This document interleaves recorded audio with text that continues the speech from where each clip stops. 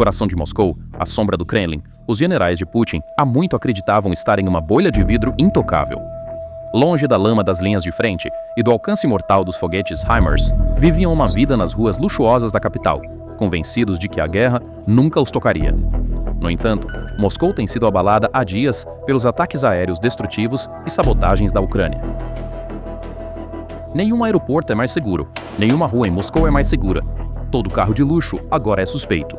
Cada vaga de estacionamento é uma cena de crime em potencial. Cada sombra é uma ameaça ao Kremlin.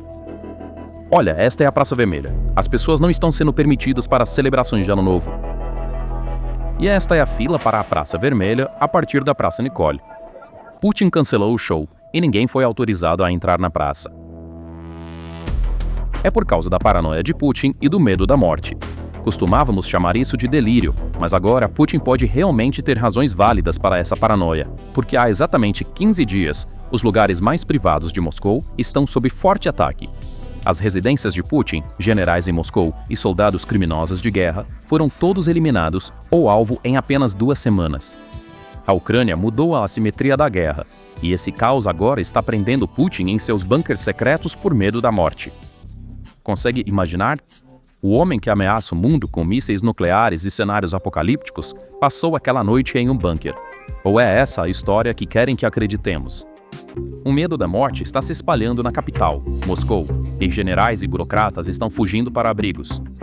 O centro dessa paranoia, dessa crise de segurança, foi o grande confronto que ocorreu na Rua Yeletska na noite de 24 de dezembro. Os alvos da Ucrânia não eram nomes aleatórios, mas criminosos de guerra registrados sob a proteção do próprio Kremlin. Agora, este vai ser um tópico controverso, e não me importo se o YouTube não o promover. Vou expor a verdade de qualquer maneira. Tópicos controversos como este acabam sendo suprimidos pelo algoritmo, exceto quando você força o algoritmo a promovê-lo clicando no botão de curtir. Obrigado! No dia 22 de dezembro, essa ilusão de segurança em Moscou foi destruída por uma grave falha de segurança. Uma explosão de carro na rua Yasenevia, na capital, teve como alvo um general russo. A atmosfera na rua instantaneamente se transformou em um pesadelo. A área foi imediatamente tomada pelo pânico. No entanto, o incidente não visou apenas um Kia Sorento, mas também a doutrina de segurança da capital do Estado russo, porque o nome por trás da sabotagem não era de um soldado ou de um burocrata. Era um dos alvos mais valiosos do exército russo.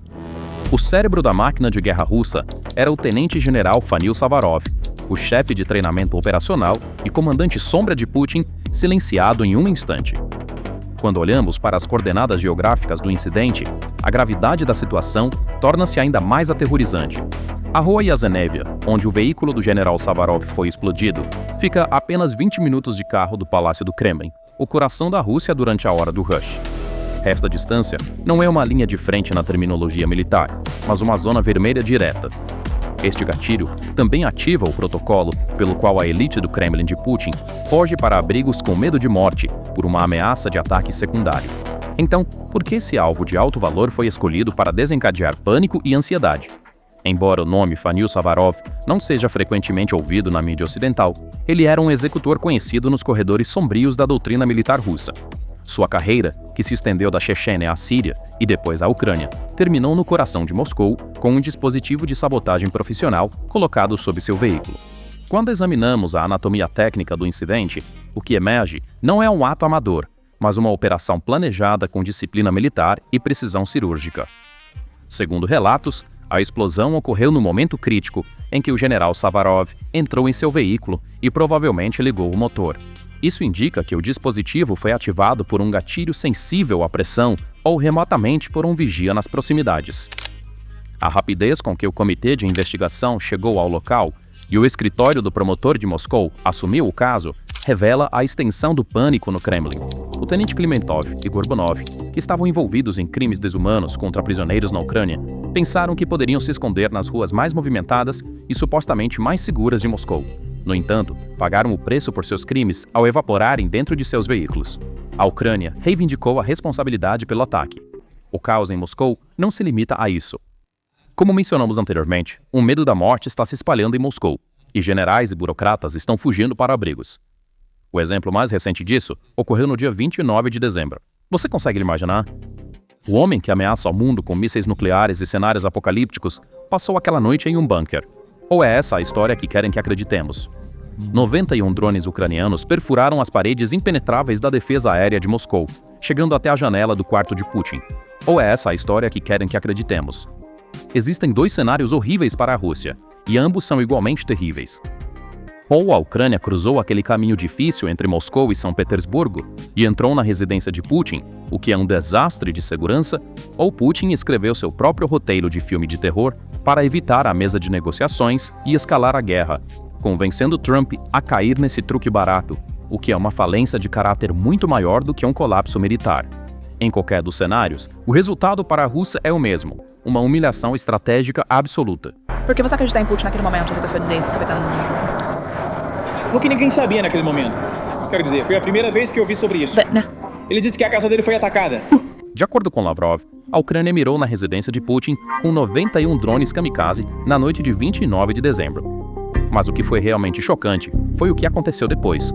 Putin negou para Donald Trump de seu bunker de madrugada, reclamando como uma vítima. Eles atacaram minha casa. Sabe quem me contou sobre isso? O presidente Putin me contou. De manhã cedo ele disse que foi atacado. Isso não é bom. A reação de Trump foi ainda mais trágica. Com cegueira estratégica, ele acreditou em Putin e repreendeu a Ucrânia. No entanto, a Ucrânia afirmou claramente que nenhum ataque desse tipo havia ocorrido. De um lado, um presidente americano dizendo: "A Rússia é muito generosa, ela quer paz." O presidente Putin foi muito generoso em seu sentimento em relação ao sucesso da Ucrânia. Enquanto ambos os lados apresentam um quadro repleto de contradições e desprovido de sinceridade, esse cenário forma um dos maiores paradoxos na história política moderna. Mais uma coisa que eu queria te perguntar nos últimos dias. Então você disse que estava realmente muito zangado com o presidente ucraniano, Zelensky. Se ele foi quem conduziu aquele ataque à residência de Putin, você poderia... Eu não acredito que esse ataque aconteceu. Vamos agora analisar o que aconteceu naquela noite nos bunkers de Valdai e o perigo por trás da cegueira estratégica de Trump. Precisamos examinar este incidente em toda a sua nudez, com a meticulosidade de um analista de Ocinte. Certo. Então, Putin disse naquela ligação pra você que aquele ataque aconteceu. Você saiu e disse que acreditava em Putin. Houve algumas pesquisadores que justificam isso nesse Há algo que aconteceu bem perto, mas não tinha nada a ver com isso. No entanto, há uma contradição aqui. O Ministério da Defesa russo anunciou que 89 drones foram abatidos em todo o país naquela mesma noite, com apenas 18 deles vistos na região de Novgorod. Enquanto Lavrov diz: 91 drones atacaram apenas a residência, o exército afirma que havia apenas 18 drones em toda a região. Essa inconsistência de dados prova que até mesmo a coordenação dentro do Kremlin está em caos. Agora, vamos reconstruir o provável cenário dentro da residência naquela noite através dos protocolos do FSO. Como ouvimos do próprio Donald Trump, Putin lhe disse pessoalmente que foi atacado nas primeiras horas da manhã. O presidente Putin me contou sobre isso. De manhã cedo ele disse que foi atacado. Isso não é bom. Esta declaração confirma que Putin provavelmente estava em Valdai na época. Um chefe de Estado não fica na cama quando sua residência está sob ataque. Os protocolos do FSO são rigorosos. No momento em que o código de ameaça detectada é dado, os agentes do SBP protegem fisicamente o presidente e imediatamente o levam para o abrigo subterrâneo.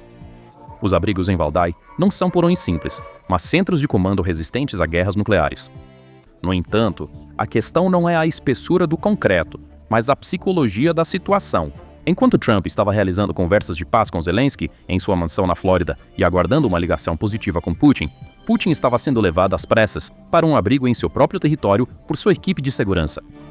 Quando o telefone de Trump tocou, Putin provavelmente estava metros abaixo do solo, com os nervos abalados, atendendo o receptor com um senso de humilhação.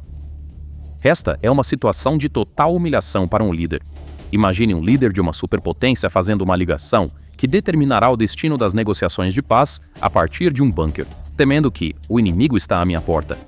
Se o ataque for uma invenção, como Zelensky afirma, a situação é ainda mais grave. Porque isso mostra que Putin se tornou tão desesperado que está recorrendo à mentira de que sua própria casa foi atingida para continuar a guerra, fazendo-se de vítima para escapar da mesa.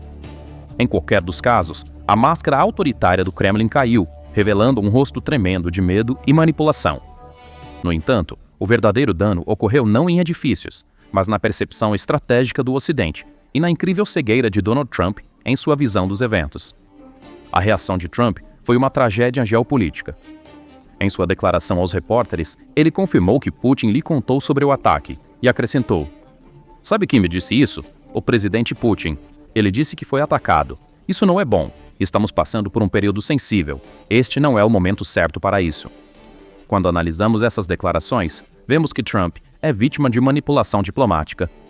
Trump aceita a palavra de Putin como prova. Ele acredita que o líder russo é a vítima. Ainda pior, ele acusa a Ucrânia, o lado que está sendo invadido, cujas cidades estão sendo bombardeadas com mísseis todos os dias, de agir agressivamente.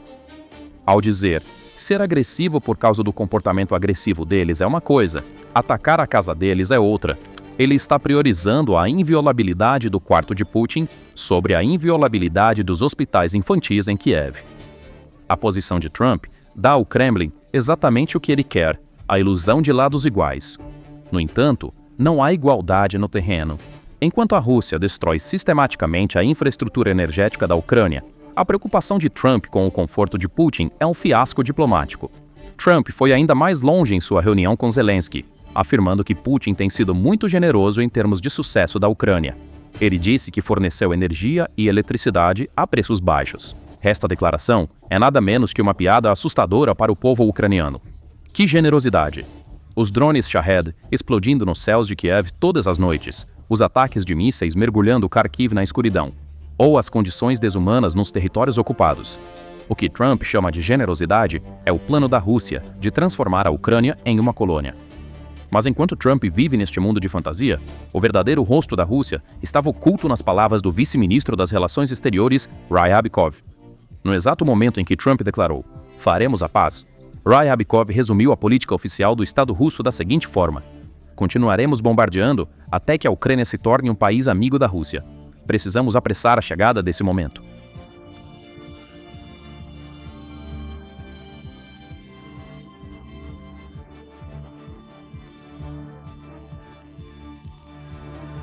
Da mesma forma, as ameaças de Putin a Zelensky em 27 de dezembro, pouco antes da cúpula de Trump, foram na mesma linha. Falando russo. Um trecho deste vídeo será reproduzido. Estas declarações provam que a mesa de paz é uma armadilha.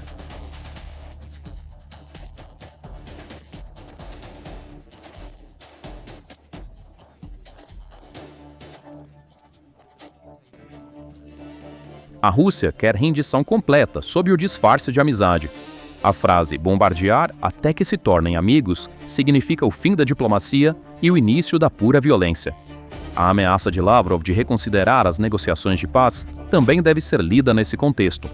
Putin está usando o evento Valdai para atrasar Trump e enfraquecer Zelensky na mesa. Ele está tentando legitimar sua agressão dizendo: "Olhem, eu quero paz, mas eles estão atacando minha casa." Este efeito dominó está sendo sentido não apenas na linha Washington-Moscou, mas também nos próprios corredores do Kremlin. Se Putin foi realmente atacado e fugiu para um abrigo, isso é um sinal de pânico para a elite russa. Oligarcas, generais e burocratas agora estão perguntando: se até o reduto mais seguro de Putin pode ser atingido, qual é a nossa garantia? Esse medo desencadeia o colapso da frente interna. A fé no sistema diminuiu um pouco mais a cada drone que explodiu nos céus de Valdai naquela noite. O guarda-chuva de segurança foi perfurado e a dúvida está se infiltrando por esse buraco. Agora, vamos nos afastar dos detalhes táticos e olhar para o enorme precipício estratégico que este incidente aponta, ou seja, o panorama maior. Por que Putin precisa de tal farsa ou fraqueza? Por que ele está fabricando uma desculpa tão arriscada para virar a mesa de paz? A resposta é simples. A paz tornou-se mais perigosa para Putin do que a guerra. Detalhes vazados da reunião de Zelensky com Trump acionaram alarmes no Kremlin. Zelensky disse: 90% do plano de paz foi acordado. As garantias de segurança estão prontas. Esta frase é o pior pesadelo de Putin, porque a verdadeira paz significa que a Rússia terá que enfrentar os crimes que cometeu, as reparações que deve pagar e sua economia devastada. Enquanto a guerra continuar, Putin pode mascarar o colapso interno com sua retórica de inimigo externo. Mas quando as armas se calarem, o povo russo olhará para suas geladeiras, olhará para suas contas bancárias e fará a pergunta: para que foi todo esse sofrimento? A economia da Rússia é como um motor superaquecido mantido em funcionamento pela produção de guerra. A inflação está fora de controle, as taxas de juros ultrapassaram 25% e a produção civil parou. Se a paz chegar, a indústria de guerra vai parar e milhões de soldados voltarão para casa desempregados. Para Putin, isso é um risco de explosão social, uma revolta. É por isso que Putin deve continuar a guerra, não terminá-la. O ataque de Valdai, real ou encenado, dá a ele a carta de vítima que lhe permite continuar. No entanto, há um efeito bumerangue aqui que Putin não calculou. Ao dizer a Trump, "Fui atacado", ele pode ter ganho simpatia a curto prazo, mas a longo prazo também expôs sua própria fraqueza. Trump adora poder. Um líder que se esconde em um bunker, incapaz de proteger sua casa, é fraco aos olhos de Trump. Trump pode parecer acreditar em Putin agora, até agir como seu porta-voz, mas a lealdade de Trump é tênue. Se o papel de vítima de Putin se transformar em um papel de impotente em algum momento, o apoio de Trump também desaparecerá. Além disso, a admissão do vice-ministro das Relações Exteriores, Ryabkov, de que vamos bombardear até que sejam amigos, retirou a máscara diplomática da Rússia. Ninguém acredita mais nas preocupações de segurança da Rússia. Todos veem que o objetivo é destruir completamente ou escravizar a Ucrânia. Esta situação unirá ainda mais a Europa e aumentará a legitimidade do apoio dado à Ucrânia. Enquanto Putin tenta derrubar a mesa de paz, ele está, na verdade, se jogando em um poço mais profundo de isolamento. E a maior ironia estratégica, enquanto Putin acusa a Ucrânia de terrorismo de Estado, seu próprio exército ataca a infraestrutura civil todos os dias. A alegação de ataque em Valdai expôs mais uma vez essa hipocrisia no palco global. A Rússia não age mais como uma superpotência, mas como um Estado desonesto encurralado, recorrendo a todo tipo de mentiras e provocações, com medo de sua própria sombra. Estamos diante de uma Rússia economicamente exausta, militarmente despojada do mito de segunda melhor força armada e diplomaticamente à mercê de Trump. O incidente de Valdai é simbólico desse colapso. Se Putin realmente foi atingido ou está mentindo, naquela noite, o mito da invencibilidade da Rússia foi enterrado nas águas geladas do lago Valdai. Em conclusão, o que aconteceu nas florestas de Valdai, na noite de 29 de dezembro, foi muito mais do que um ataque de drones. Se Putin realmente passou a noite em seu bunker, no meio do inferno, criado por 91 drones, ou se ele pessoalmente fabricou essa mentira para zombar do mundo inteiro, a história registrará uma verdade. Naquela noite, o mito de invencibilidade do Kremlin foi destruído. O profundo abismo entre a arrogância de Ryabkov, ameaçando o mundo, e o medo de Putin preso em seu bunker, é a realidade da Rússia hoje. Um Estado forçado a admitir sua impotência ou mentir para proteger seu líder está à beira do colapso. As luzes que se apagaram em Valdai naquela noite não foram apenas uma queda de energia, mas um sinal de alerta iluminando o futuro do regime de Putin. E este sinal grita: a história nunca perdoa imperadores que fogem para bunkers, mentindo para seu próprio povo e para o mundo por medo. O jogo acabou. A ilusão está desfeita. A guerra não está mais à porta, está no quarto. Então, quais são seus pensamentos sobre este assunto? Por favor, compartilhe suas opiniões nos comentários. Para ficar atualizado com as últimas análises da PPR Global, inscreva-se no nosso canal e ative as notificações. Obrigado a todas as colheres. Obrigado a todas as colheres. Obrigado a todas as